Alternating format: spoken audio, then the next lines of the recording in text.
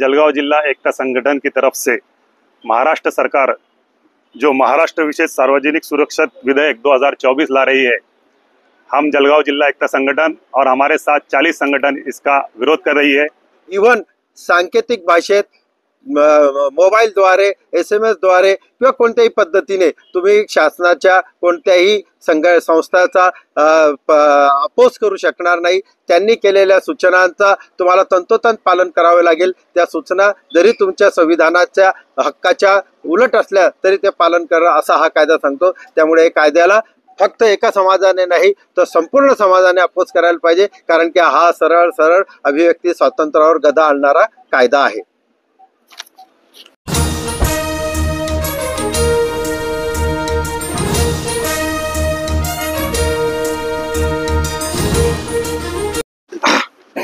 आज आम्ही जळगाव जिल्हा एकता संघटनेच्या माध्यमाने जळगाव शहरातील व जिल्ह्यातील एकूण 40 सामाजिक संघटना यांनी माननीय अप्पर जिल्हा दंडाधिकारी यांची भेट घेऊन माननीय श्री जितेंद्र भोळे सचिव कार्यभार महाराष्ट्र विधानमंडळ सचिवालय यांनी ज्या महाराष्ट्र राज्यातील संघटनांकडून हरकती सूचना मागवलेल्या होत्या त्याप्रमाणे आज आम्ही आमच्या 19 हरकती यांच्या माध्यमाने आज आम्ही शासनाकडे पाठवलेल्या आहेत।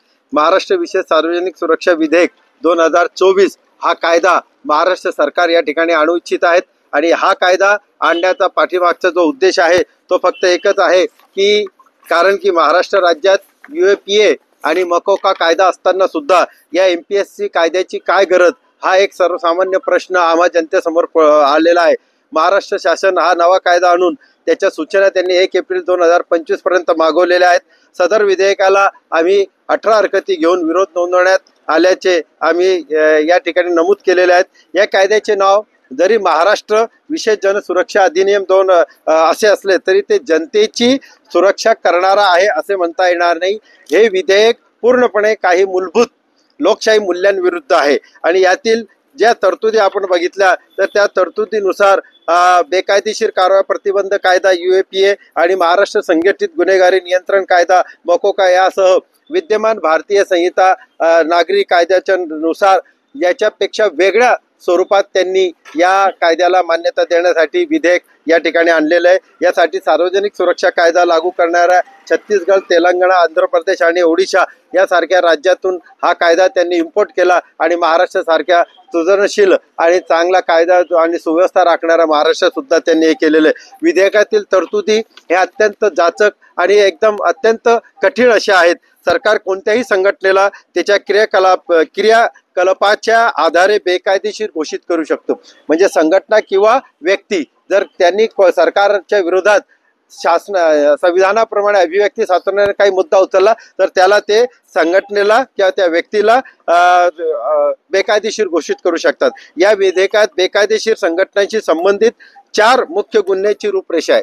सदस्य असणे म्हणजे जर तो कोणत्या संस्थेचा संघटनेचा सदस्य असला तरी तो गुन्हेगार, निधी उभारला त्याने तरी गुन्हेगार, बेकायदेशीर क्रियाकलापाचे व्यवस्थापन केले तरी गुन्हेगार आणि त्यांना मदत केली तरी गुन्हेगार। अशा प्रकारे हे आमच्यावर अभिव्यक्ती स्वातंत्र्यावर गदा आणणारा कायदा महाराष्ट्र राज्य आणत आहे आणि त्याला आम्ही पूर्णपणे सविस्तर 19च्या 19 कायद्याला आम्ही 39 संघटनांच्या माध्यमाने हरकत घेतलेली आहे। आमची सरकारला विनंती आहे की कृपया त्यांनी आमच्या हरकतीवर विचार करावा आणि हा कायदा अंमलात आणू नये, या विधेयकाला संमती देऊ नये, कारण की महाराष्ट्र हा तसाच एक चांगला सुसंस्कृत असा राज्य आहे आणि त्यामुळे अशी बदनामी होत आहे की UAPA आणि मकोका नंतर या महाराष्ट्र राज्यात 3रा कायदा अस्तित्वात येत आहे आणि त्याला आम्ही महाराष्ट्र जन सुरक्षा कायदा MPSC असं म्हणून म्हणतोय।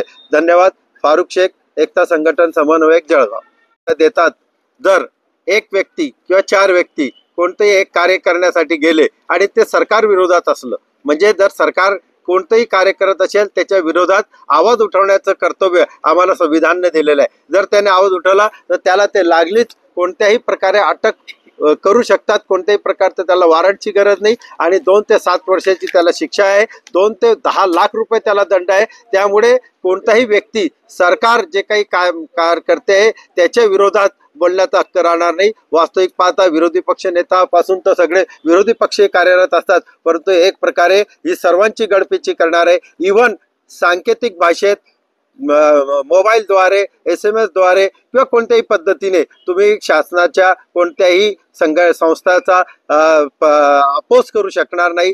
त्यांनी केलेल्या सूचनांचा तुम्हाला तंतोतंत पालन करावे लागेल. त्या सूचना जरी तुमच्या संविधानाच्या हक्काच्या उलट असल्या तरी ते पालन करा असा हा कायदा सांगतो. त्यामुळे या कायद्याला फक्त एका समाजाने नाही तर संपूर्ण समाजाने अपोज करायला पाहिजे, कारण की हा सरळ सरळ अभिव्यक्ती स्वातंत्र्यावर गदा आणणारा कायदा आहे. दिल देती नहीं। आज जलगांव जिला एकता संगठन की तरफ से महाराष्ट्र सरकार जो महाराष्ट्र विशेष सार्वजनिक सुरक्षा विधेयक 2024 ला रही है, हम जलगांव जिला एकता संगठन और हमारे साथ 40 संगठन इसका विरोध कर रही है। 1857 में अंग्रेजों के खिलाफ जो उठाव हुआ था, जिसमें हिंदू मुसलमान सब ने मिलकर एक ऐतिहासिक उठाव किया था, उसी वक्त अंग्रेजी हुकूमत को ये समझ गया था कि अगर इस देश के हिंदू मुसलमान एक रहे तो हमारा यहाँ हुकूमत करना आसान नहीं होगा। और उसी तरह उसने जो भी वहाँ के सामाजिक कार्यकर्ता थे, जो संस्था थी, जो क्रांतिकारक थे, उनके लिए हुकुमशाह नियम बनाए थे।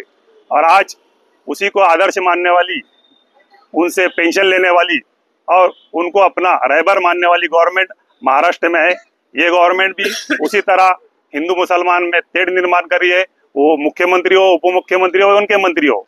और उसी तरह जो इनके खिलाफ आवाज उठाते हैं, ऐसी संस्थाओं का और ऐसे व्यक्तियों का आवाज दबाने के लिए विशेष करके ये कायदा लाया जा रहा है। अगर सरकार ये कायदा पास करती है तो महाराष्ट्र में जितने भी लोकशाही को मानने वाले लोग हैं वो रास्ते पे उतर के इसका तीव्र विरोध करेंगे। सरकार ने इसकी जिम्मेदारी, सरकार ने इस कायदे को ना लाए, वरना हम सब लोकशाही मार्ग से रास्ते पे उतरेंगे, जेल भरो आंदोलन करेंगे और इस विधेयक का तीव्र विरोध करेंगे। मजहर पठान, जिला संगठक, जलगांव जिला एकता संगठन।